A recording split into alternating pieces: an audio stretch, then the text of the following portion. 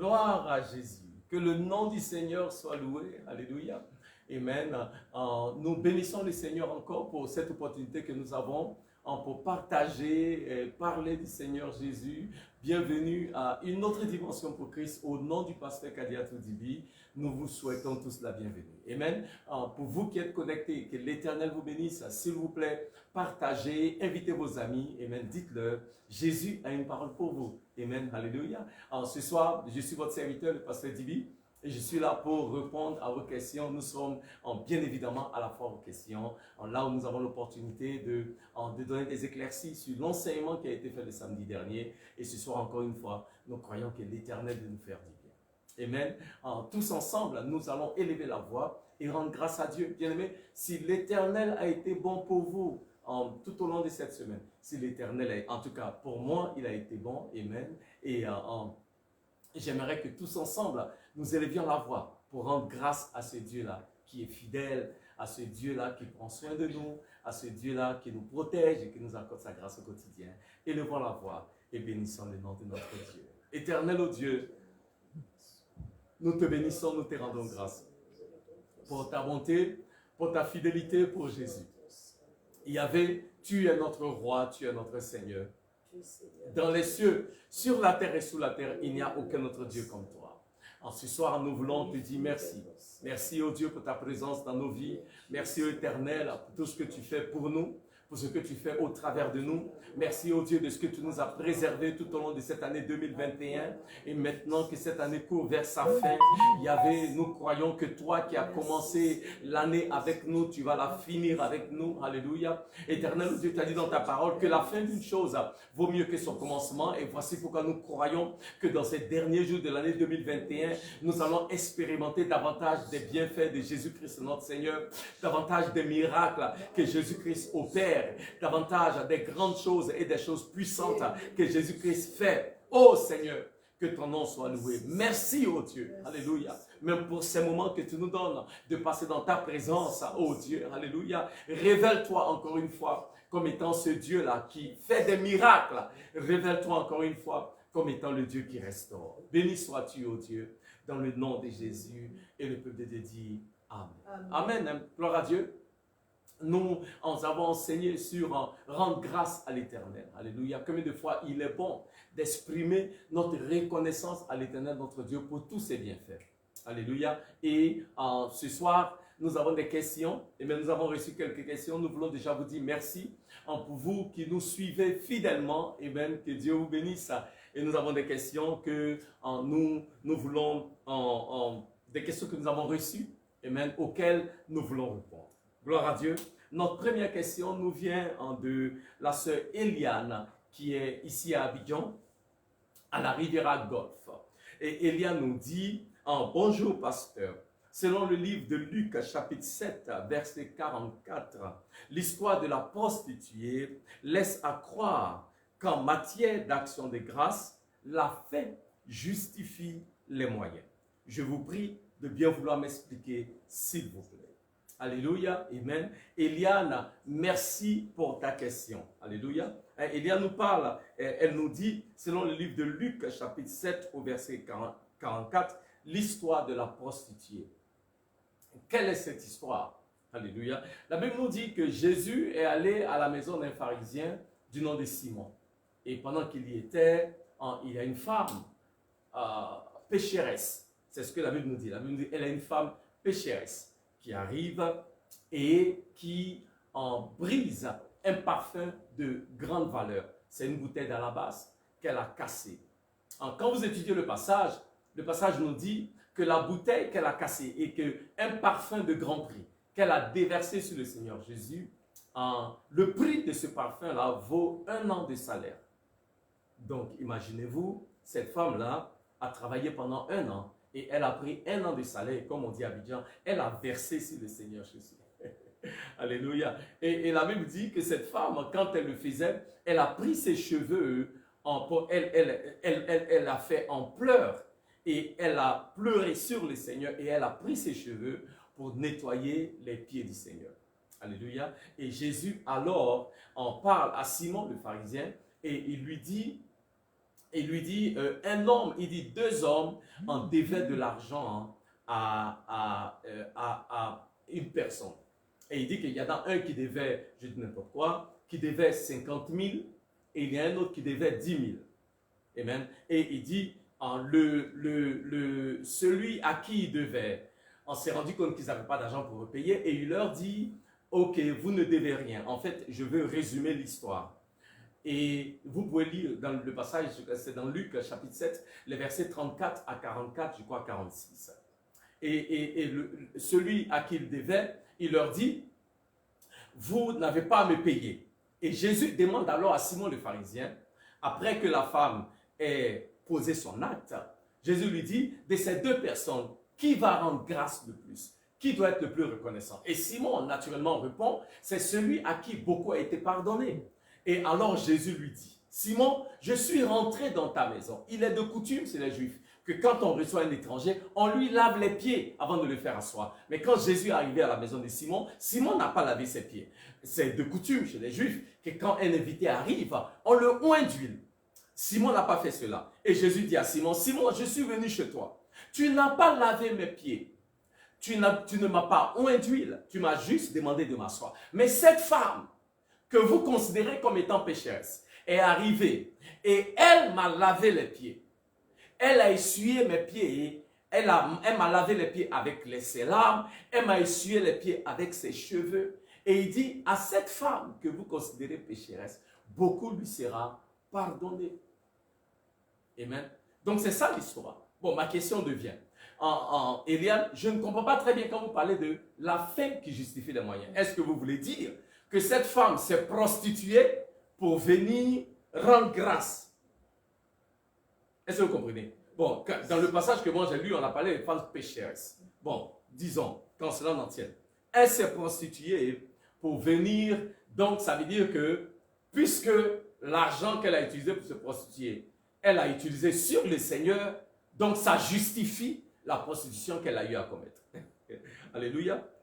Pour répondre à la question, Eliane, si nous disons qu'en matière d'action de grâce, la fin justifie les moyens, alors nous disons qu'on peut se prostituer, avoir de l'argent et venir en grâce. Nous disons qu'on peut être un escroc sur le net, je crois qu'on les appelle les brouteurs, et faire de l'argent et venir en grâce. Nous disons qu'on peut être un dealer de drogue, faire de l'argent et venir en grâce. Eh bien, non, la fin ne justifie pas les moyens. Cela n'est pas la volonté de Dieu. Quand nous regardons dans la Bible, j'aimerais vous donner une petite illustration. La Bible dit dans le livre de Actes des Apôtres, chapitre 8. La Bible nous parle de Simon le magicien, qui voulait acheter le pouvoir de Dieu avec de l'argent. Parce que Simon a vu, la Bible dit que Pierre et Jean sont allés en Samarie, quand ils ont entendu parler du réveil.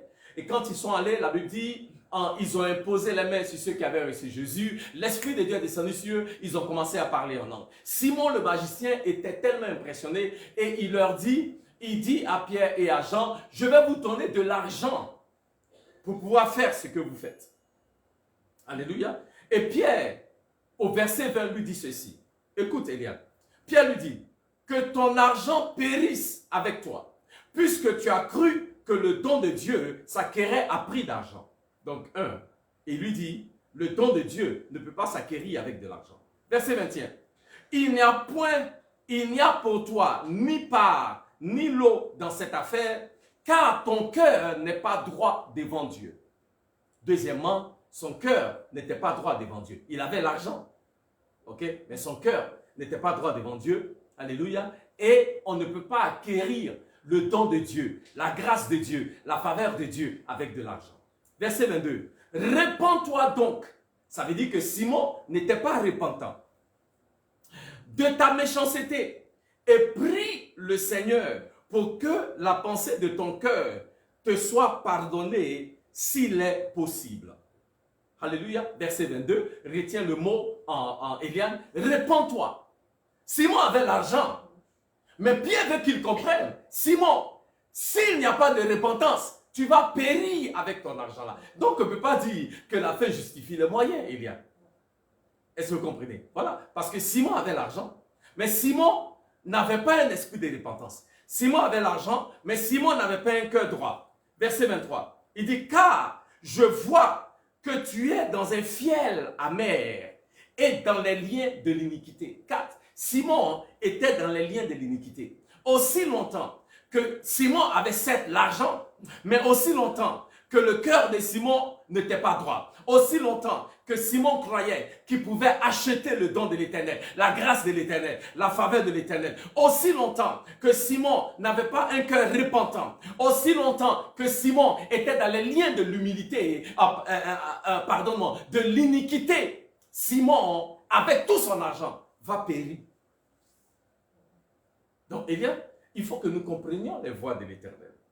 Cette femme, dans l'histoire que nous avons lue, était pécheresse, certes.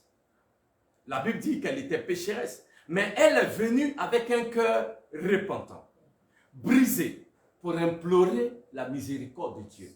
Elle n'est pas venue déverser sur l'Éternel ce qu'elle a fait parce qu'elle attendait quelque chose. Elle n'attendait rien. Elle est venue par reconnaissance à l'Éternel. Elle est venue par amour pour le Seigneur. Elle est venue parce qu'elle voit en Jésus celui-là qui peut lui donner la vie éternelle. Elle voit en Jésus la solution à tous ses problèmes. Elle voit en Jésus celui-là qui est capable de faire pour elle ce qu'aucun homme ne peut faire. Elle n'a pas besoin nécessairement de faire ce qu'elle fait parce qu'elle attend quelque chose en retour. Elle l'a fait volontairement. Elle a fait d'un cœur sincère. Elle a fait d'un cœur repentant. Elle a fait d'un cœur brisé. La preuve, quand vous lisez le passage, Jésus lui dit, à cause de ce que tu as fait, tes péchés te sont pardonnés. À cause de ce que tu as fait, tes péchés sont pardonnés. La Bible dit que tous les pharisiens et tous ceux qui étaient dans l'assemblée ont dit, quel est celui-là qui a le pouvoir de pardonner les péchés d'une personne, si ce n'est pas Dieu? Mais la raison pour laquelle ce péché lui fut pardonné, c'est qu'elle a approché le Seigneur avec un cœur brisé, un cœur repentant, un cœur sincère devant l'Éternel. Amen. Nous devons faire attention, Eliane, parce que je vois cette attitude un peu trop dans l'Église. Et nous croyons, que ce soit même dans l'Église et même dans la société aujourd'hui, nous voyons même des personnes à qui on donne des places d'honneur dans la société parce que ces personnes ont de l'argent. On leur donne la place d'honneur tout en sachant que la source de l'argent qu'ils ont n'est pas noble. Ce n'est pas de Dieu. Mais nous continuons toujours à élever ces personnes-là, à les honorer tout en sachant que c'est des voleurs. C'est des... J'ai failli utiliser un mot en anglais. Crook, c'est-à-dire c'est des escrocs. C'est des gens malhonnêtes. C'est des gens qui ont eu leur argent. Il y a des gens qui sacrifient même leur argent pour avoir de l'argent. Est-ce que cela est normal? Est-ce que cela est dans le plan de Dieu? Est-ce que cela est la volonté de Dieu? On ne peut pas dire que la fin justifie les moyens.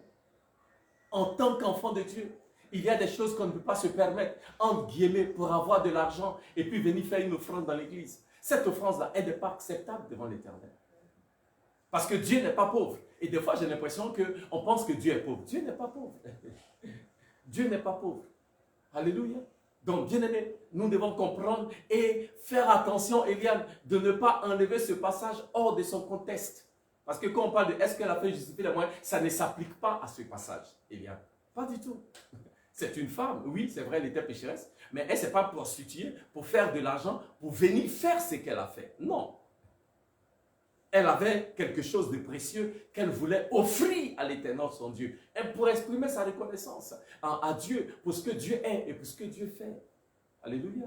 Amen. Donc, Eliane, je veux nous encourager, amen, en soyant focalisés sur faire la volonté de Dieu. Le Seigneur est bon, le Seigneur est fidèle et évitons d'utiliser des compromis ou des raccourcis, entre guillemets, pour faire la volonté de Dieu. Dieu n'a pas besoin de ça. Que Dieu vous bénisse. Alléluia. Deuxième question. La deuxième question, bien aimé, nous vient de notre frère Louis. Louis, que Dieu vous bénisse. Et Louis nous dit, bonjour pasteur, c'est quoi la différence entre une offrande et une action de grâce? Merci Louis pour ta question. Alléluia. Amen. Une offrande, c'est, on parle du contexte chrétien, ou disons du contexte où nous sommes dans le Seigneur. Et on parle d'une offrande. Alléluia. Une offrande, c'est quelque chose que nous offrons comme un acte d'adoration. Alléluia. comme un acte d'adoration. Amen. Donc, donner, faire une offrande, c'est aussi adorer. Je m'explique. La première fois que le mot adoration est utilisé dans la Bible, c'est par rapport à une offrande. Louis, je ne sais pas si vous le savez, mais la première fois que le mot adoration est utilisé dans la Bible, c'est par rapport à une offrande. On trouve cela dans le livre de Genèse, chapitre 22. La Bible dit que Dieu dit à Abraham, Abraham, prends ton fils, l'unique, celui que tu aimes, et tu vas me l'offrir. Tu vas aller pendant 3 jours dans un lieu que je vais te montrer, et à ce lieu-là, tu vas faire ton offrande, qui est quoi? Isaac. Alléluia. Donc Abraham, la Bible dit, de beau matin, s'élève, Abraham prend son offrande qu'il va aller donner à l'Éternel. Et la Bible dit, il marche pendant 3 jours, et quand il arrive à une montagne appelée Morija, l'Éternel lui dit, c'est le lieu. Abraham est parti avec quelques-uns de ses serviteurs. Donc la Bible dit que quand Abraham arrive au pied de la montagne avec les serviteurs, Abraham s'arrête et Abraham dit à ses serviteurs, attendez-moi ici. Moi et le jeune homme, nous irons au sommet de la montagne pour adorer. Alléluia. Donc, Louis, il faut que tu comprennes. Quand Abraham dit qu'il s'en va adorer, ça veut dire Abraham dit, je vais donner mon offrande. Et dans le cas en deux figures de Genèse chapitre 22, c'est Isaac qui est l'offrande que Abraham allait offrir ou donner à l'Éternel comme un acte d'adoration. Gloire à Dieu. Aussi, si je vais plus loin, dans le livre de 2 Samuel, chapitre 24, verset 24, la Bible nous dit qu'un fléau s'est abattu sur le peuple d'Israël. Et David voulait faire, comment j'appellerais ça même, il voulait faire une offrande à l'Éternel. Il voulait faire une adoration à l'Éternel. Alléluia. Donc, pour adorer l'Éternel, il voulait bâtir un autel. Et sur l'autel, David voulait faire une offrande à l'Éternel. Il avait besoin d'un lieu. Donc, il voulait utiliser la terrasse d'Aruna. Il s'appelle. En 2 Samuel, chapitre 24, verset 24. Quand il arrive chez le dénommé Aruna, il lui dit, écoute, j'ai besoin d'un lieu pour bâtir un autel et faire une offrande à l'Éternel. Comme mon adoration, comme mon action de grâce. Et Aruna lui dit, mais David, tu es le roi. Tout le pays t'appartient. Prends ma terrasse à cadeau et bâtis ton autel et fais ton adoration. Et David lui dit, non, Aruna, attention. Je ne peux pas offrir à l'Éternel ce qui ne me coûte rien. Je ne peux pas adorer l'Éternel avec quelque chose qui ne me coûte rien. Ça veut dire quoi? Ça veut dire que l'adoration qu'on offre à Dieu, l'adoration que nous offrons à Dieu doit être accompagnée d'une offrande. Et c'est pourquoi, dans l'Ancien Testament, la Bible dit, je crois dans le livre de Deutéronome, quand Moïse dit aux enfants d'Israël comment adorer Dieu, il leur dit, vous ne viendrez jamais dans le tabernacle les mains vides. Alléluia. Le tabernacle, c'est le lieu de l'adoration. Et il a dit, vous ne pouvez pas venir dans le lieu d'adoration sans une offrande.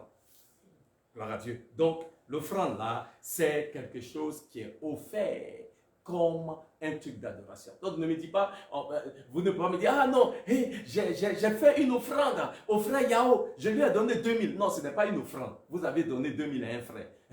Mais quand dans le contexte d'offrande que nous parlons, amen, c'est quelque chose qui est offert à une divinité. Et maintenant, en ce moment-là, en cette offrande-là, elle est donnée comme un acte d'adoration. Alléluia. Et c'est donné à Dieu comme un sacrifice qui est fait à l'Éternel. Alléluia. Et cela est fait librement et cela est fait selon les moyens que Dieu a mis à notre disposition. Alléluia. Amen. Donc, quand Dieu t'a béni, ton offrande doit être conséquente. Amen. Quand tu as ce que tu as aussi, tu fais une offrande conséquente en fonction de tes moyens. Maintenant, l'action de grâce, c'est quoi? L'action de grâce, le mot en anglais, en anglais, c'est Thanksgiving. Ok? Action de grâce en français est traduit en anglais Thanksgiving. Thanksgiving veut dire dire merci. Ok? Dire merci. C'est l'action de grâce, c'est l'acte de dire merci à Dieu. C'est l'acte de manifester notre reconnaissance à Dieu pour une faveur.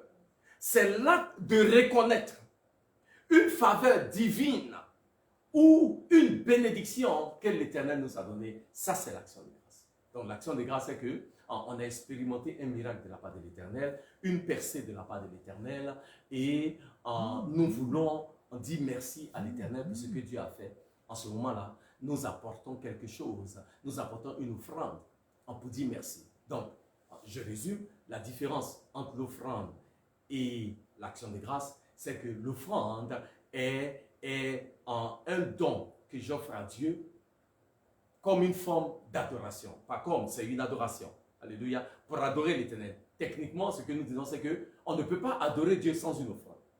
Alléluia. Donc, l'offrande, c'est ce que je donne, c'est ce que j'apporte pour mon adoration.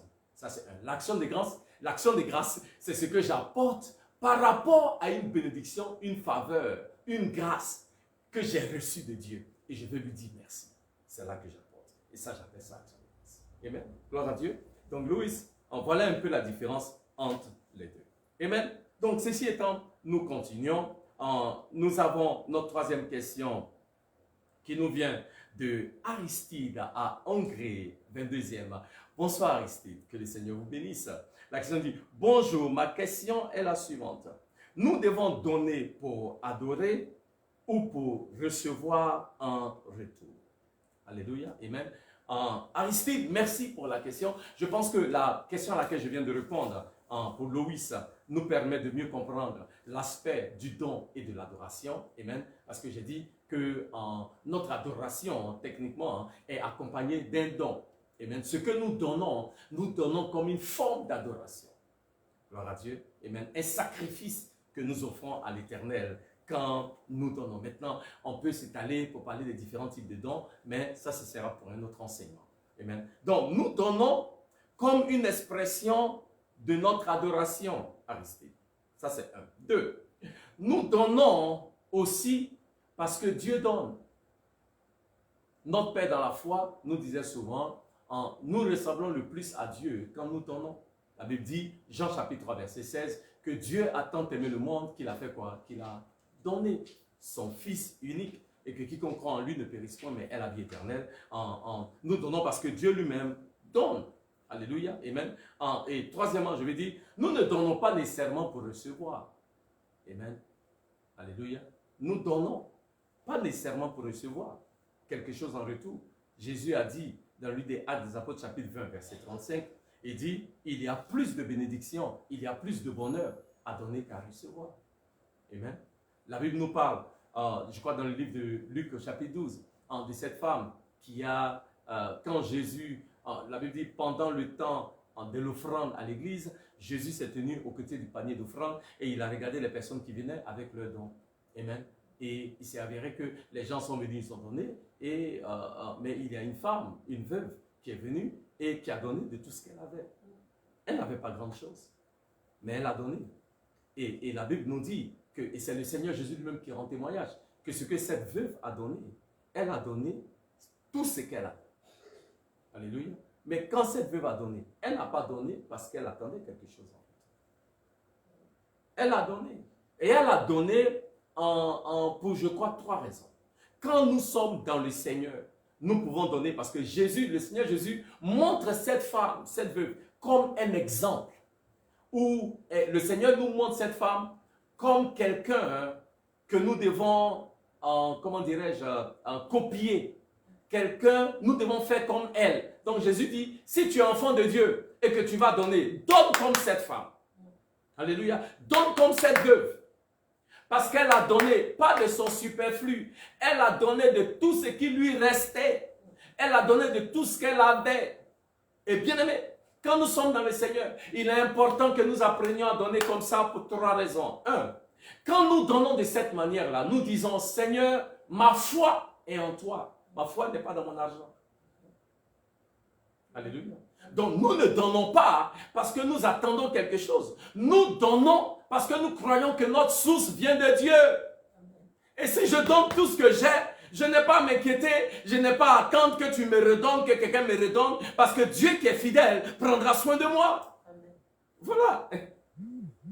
Donc, je n'ai pas à donner pour attendre quelque chose. Des fois, on donne pour manipuler les gens parce que, en fait, la manière dont tu as donné là, c'est parce que tu t'attends à ce qu'ils te redonnent quelque chose en retour. Non, mais ta foi n'est plus en Dieu. Ta foi est en un homme qui va te redonner quelque chose. Apprenons à juste donner, ok? Et quand nous donnons, nous avons foi que l'Éternel lui-même, qui est fidèle, qui est bon, il saura prendre soin de nous. Cette femme a donné, qu'est-ce que j'ai dit? Parce qu'elle avait foi en Dieu. N'est-ce pas? 2. Cette femme a donné parce que sa confiance était en Dieu. Je m'explique. Non seulement tu as la foi que Dieu est capable, Dieu est fidèle et que Dieu va faire. Alléluia. Amen. Donc je donne entièrement à l'Éternel. Quand elle a donné tout ce qu'elle avait à l'Éternel. Elle a donné parce que sa foi est quoi? En l'Éternel. Sa confiance est en l'Éternel. Alléluia. Sa confiance n'est pas en un homme. Sa foi n'est pas en un homme. Sa foi n'est pas dans son argent. Elle a la pleine conviction que l'Éternel est capable et qu'il va pour. Deuxièmement, elle a donné de manière sacrificielle. Donc elle a donné parce que sa foi est en Dieu. 2, elle a donné parce qu'elle a compris que donner, c'est donner en sacrifice. Bien-aimé, si tu n'as pas encore donné et puis ça t'a fait mal, c'est que tu n'as jamais donné à Dieu. Il faut que nous arrivions au niveau où nous pouvons donner à l'Éternel. Et ce que nous avons donné là, nous sentons que non, frère, il y a quelque chose qui manque. C'est un réel sacrifice. Alléluia. Et nous devons apprendre à sacrifier pour l'Éternel. Je vais vous raconter une petite histoire. Oh, donnez-moi quelques minutes. Mon temps est presque fini. Amen. L'on raconte une histoire. En Inde, il y a un fleuve qui est adoré par les Indiens qu'on appelle le Gange. Et chaque année, les gens viennent de partout de l'Inde pour offrir des sacrifices à ce fleuve-là. Parce qu'ils croient, au Dieu de ce fleuve qui est capable de faire des choses. Donc ils doivent offrir des sacrifices. Et l'histoire nous dit qu'il y a une femme qui cette année-là devait faire son sacrifice. Et les gens vont en pèlerinage. Elle est partie au pèlerinage. Elle avait 2 enfants. Elle est partie en pèlerinage. Mais c'était une femme pauvre. Elle n'avait rien à offrir. Et elle a regardé 2 de ses enfants. Et elle a décidé, elle a pris la décision qu'elle n'allait pas retourner de là d'où est-ce qu'elle vient sans faire un sacrifice à son Dieu. Elle a offert un de ses enfants. Elle a offert un de ses enfants. Bien aimé, c'est une histoire authentique. Hein? Et ce qu'elle a fait est sorti partout dans les nouvelles, dans les journaux, à la télévision. Tout le monde en parlait. Elle dit, mais voici une femme qui est venue. Elle voulait faire un sacrifice. Elle n'a pas l'argent. Elle n'a rien. Mais elle avait ses 2 enfants. Elle a offert un de ses enfants au fleuve. Elle a donné. Il est mort. Elle a sacrifié. C'est son offrande à son Dieu. Elle a donné un de ses enfants.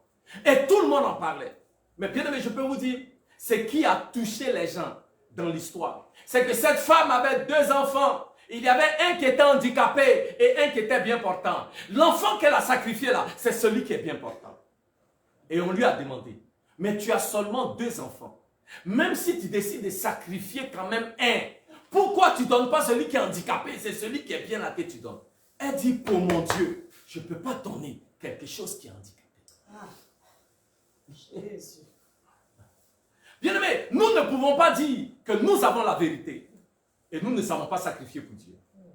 Cette femme, elle a juste donné. Elle n'attendait rien en retour. Elle a donné parce qu'elle dit, pour mon Dieu là, je peux sacrifier le meilleur de ce que j'ai. Elle n'attendait rien en retour. Alléluia. Amen. Donc comme cette femme que Jésus nous donne un exemple, apprenons à donner avec foi. Dieu est notre source. Il va pouvoir. 2. Apprenons à donner avec sacrifice. C'est ce que Dieu nous a montré en donnant son Fils unique. Il a sacrifié Jésus pour nous montrer comment nous aussi, nous devons sacrifier. Abraham a sacrifié Isaac pour nous montrer le chemin. Un don sacrificiel. C'est ce que Dieu attend de nous. Alléluia. Et troisièmement, elle a donné à l'Éternel pour exprimer sa reconnaissance pour tout ce que Dieu fait dans sa vie. Vous savez, nombreux parmi nous, et effectivement, on parle d'action de grâce. Alléluia. Cette femme était pauvre. Et d'aucuns diront, parce que devant dit non, je rends grâce, l'Éternel m'a donné une promotion. Donc c'est là on vient à l'église avec de l'argent, avec des trucs, on vient, il y a des gens qui viennent avec des affaires qu'ils ont achetées, ils viennent avec ça à l'église, avec du riz, avec du pain, tomates, piment, tout ça là on vient avec à l'église. Gloire à Dieu, je suis venu rendre grâce parce que l'Éternel a fait. Bien-aimé, comment tu rends grâce quand tu n'as rien? Voilà le problème. Apprenons à rendre grâce. Parce que, bien-aimés, chaque jour, nous devons être reconnaissants à l'Éternel parce que nous avons le souffle de vie. L'air que tu respires là, ce n'est pas quelqu'un qui t'a donné. Ça vient de l'Éternel. Et pour ça, ne serait-ce que pour l'air que tu respires, tu peux être reconnaissant.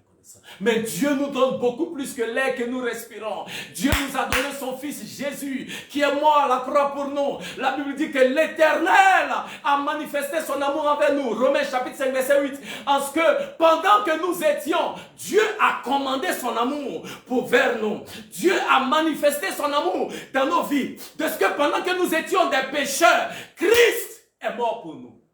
Ah, bien-aimé, comment ne pas être reconnaissant? On ne peut pas être ingrat comme ça. Hein? Tant nombreux parmi nous, cette année, on est là, non, cette année-là, la sœur Marguerite, elle a donné témoignage parce que moi-même, je n'ai même pas eu un petit témoignage. Est-ce que tu n'es pas en vie? Est-ce que tu n'as pas tes deux pieds? Est-ce que tu n'as pas encore la force? Tu as une raison de rendre grâce. Tu as une raison de rendre grâce. Parce que je dis souvent, hein, faisons attention. Tu dis, ah Seigneur, je n'ai pas eu ce que je voulais. Je ne suis pas là où je devais être. Mais bien aimé, si vous y pensez, hein, là où tu es aujourd'hui, là, ce n'est pas là où tu étais hier. Si nous serons honnêtes, tu as fait un peu de progrès. Pour ça, là seulement, tu peux rendre grâce. Amen. Donc, bien aimé, on ne donne pas parce qu'on attend quelque chose. Apprenons à donner à cause de la foi que nous avons en Dieu. Apprenons à donner de manière sacrificielle et apprenons à donner pour être reconnaissant. Aïe, même si tu dis Dieu n'a pas répondu à toutes tes prières, tu es encore en vie. Il y a des gens qui sont morts. Il y a des gens qui étaient dans la même situation dans laquelle vous êtes, qui n'ont pas survécu. Mais vous êtes là, aujourd'hui, au mois de décembre. Vous avez une raison de rendre grâce. Alléluia. Donc, vraiment, je vais m'arrêter là, Aristide, en notant court vers sa fin. Amen. Mais apprenons à donner à l'Éternel. Amen. Comme un acte de foi. Apprenons à donner à l'Éternel de manière sacrificielle.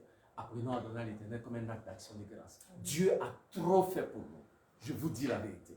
Même si vous dites, ah, parce que cette année-là, je ne vois pas ce qu'il a fait. Je vous dis en vérité, hein, regardez bien. Il a trop fait. Ah, ça m'a. Merci Seigneur. Que ton nom soit élevé au Dieu. Dans le nom de Jésus. Dernière question. Et puis je vais m'arrêter là. Elle nous vient de Rosine à Lyon, en France. Rosine, que Dieu vous bénisse. Alléluia. Amen. Et Rosine nous dit, l'action de grâce est nécessaire pour une prière efficace? C'est une question. Elle veut dire, l'action de grâce est-elle nécessaire? Une action de grâce. Oui. Pour une prière efficace. Où la foi suffit-elle? Selon le verset qui dit, tout ce que vous demanderez avec foi par la prière, vous le recevrez.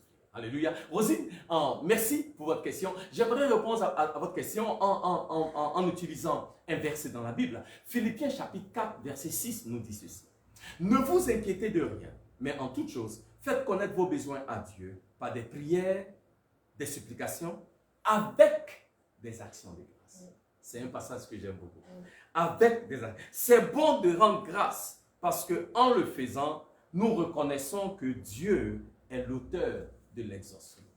Vous voyez, il dit, ne vous inquiétez, il dit en toute chose par des prières, des supplications, mais il dit à ta prière et à ta supplication, ajoute une action de grâce. Alléluia. Amen. Ajoute une action de grâce. Ne prie pas seulement. Ne fais pas de supplications seulement. Rends grâce aussi. C'est ce que la Bible nous encourage à faire. Donc, Rosie, quand vous priez, rendez grâce. C'est une bonne chose. C'est une bonne chose que de rendre grâce quand nous prions. C'est une bonne chose que de rendre grâce. Alléluia. En toutes choses. Alléluia. Partout où nous sommes, dans tout ce que nous faisons, des fois, souvent on dit, quand tu vas prier, rends grâce. Amen. Quand tu vas manger. Donc, certains parmi nous, les seules prières qu'on fait, c'est quand on mange. Amen. Donc, quand on va manger, on dit, rendons grâce. Dieu nous a bénis avec la nourriture.